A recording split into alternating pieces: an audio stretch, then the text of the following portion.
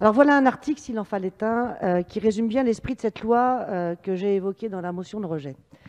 Il s'agit d'un article donc, qui transforme profondément l'administration de l'éducation nationale, et ce, quand même sans crier gare, c'est-à-dire au détour d'un amendement en commission. Que dit cet article? Donc, il institue la création d'établissements publics des savoirs fondamentaux, c'est-à-dire le regroupement administratif d'écoles préélémentaires primaires autour des collèges de référence. D'accord.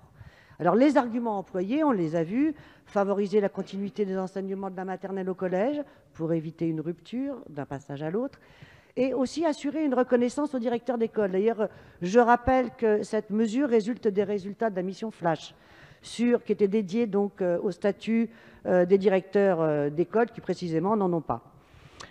Alors, monsieur le ministre, vous savez, à propos du budget, on dit qu'il peut être insincère, qu'il y a une insincérité du budget. Moi, j'ai envie d'employer ce même terme à propos de ces arguments.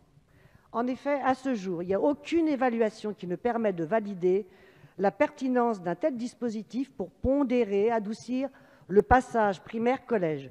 Il existe même plutôt différentes initiatives qui permettent cette atténuation, mais elles nécessitent du temps, de l'accompagnement et non de revoir l'organisation de l'administration. En vérité, ce type d'établissement permet surtout et avant tout des économies. Alors, économie du nombre d'enseignants, je m'explique.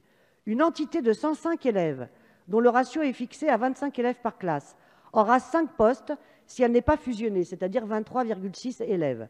En revanche, si on regroupe les établissements et donc le nombre d'élèves, on permet de combler cette différence et de supprimer une classe et un enseignant.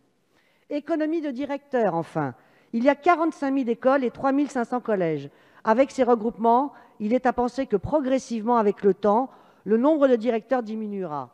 Sans parler que dès maintenant, et malgré les précisions que vous avez apportées, et justement, Madame Rilhac, malgré ces précisions, ces directeurs d'école, si fondamentaux pour créer l'indispensable rapport de proximité avec les familles auxquelles vous tenez tant, Monsieur le ministre, eh bien, ils risquent de perdre cette proximité pour ne devenir que des subalternes des principaux. Merci, Monsieur.